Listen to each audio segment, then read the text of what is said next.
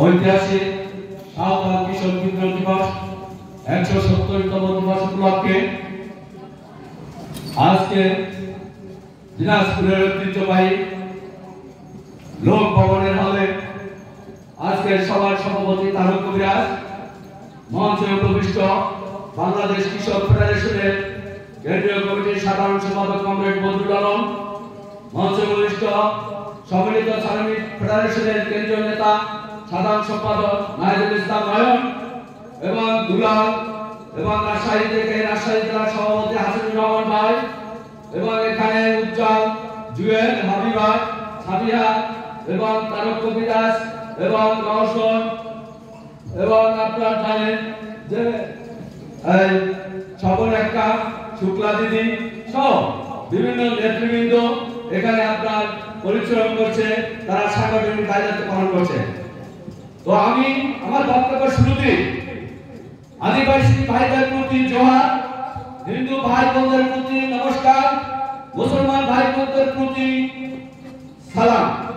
বন্ধুরা, আজকে 1855 সালে সিধু কানু চাঁদ বৈরব সহ 25,000 হিন্দু, ইসলাম, মুসলমান এবং আদিবাসী কৃষকরা সিধু কানু চাঁদের নেতৃত্বে ব্রিটিশের বিরুদ্ধে জমির অধিকার, ভূমির অধিকার, জীবনের অধিকার, নিজেদের স্বার্থ শাসনের অধিকারের জন্য তারা জীবন দিয়েছে, তারা লড়াই করেছে।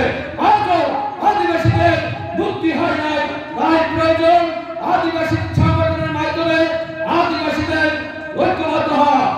আজ আদিবাসীরা বনায়নের প্রতি হয়রানি মামলার শিকার হচ্ছে, আজ তাদের জমি জবরদখল করা হচ্ছে, আজ তাদেরকে উচ্ছেদ করা হচ্ছে, আজ তাদের জমি সংগ্রামের নামে জবরদখল করে নিচ্ছে।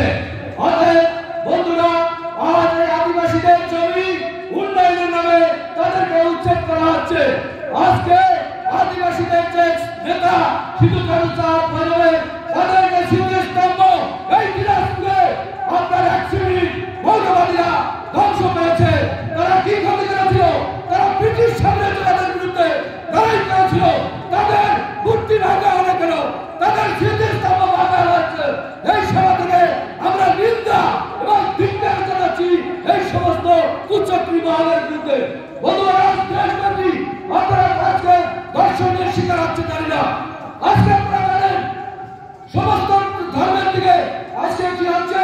মুসলমানরা শুকরের মাংস খাচ্ছে না, হিন্দুরা গরুর মাংস খাচ্ছে না, কিন্তু নারীদের বেলায় আমরা কি দেখছি? পুরুষ এক শ্রেণী পুরুষ আছে, পুরুষ সংবিধান, তারা নারীদের বেলে কে হিন্দু, কে মুসলমান, কে আদিবাসী, নারীদের উপর ঝাঁপিয়ে পড়ে মধ্যযুগীয় কাজে নারীদেরকে ধর্ষণ করছে, অনেক নারী জীবন দিয়েছে।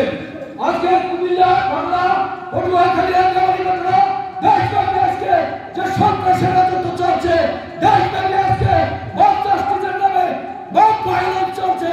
এই মব ভায়োলেন্সের বিরুদ্ধে আজকে জনগণকে ঐক্যবদ্ধ হয়ে আমরা প্রতিরোধ করবো এবং সরকারকে জানাবো মব জাস্টিসের নামে মব ভায়োলেন্স আমরা আর হতে দেব না। এই কথা বলে আমি সংক্ষিপ্ত সময় শেষ করছি। বন্ধুরা,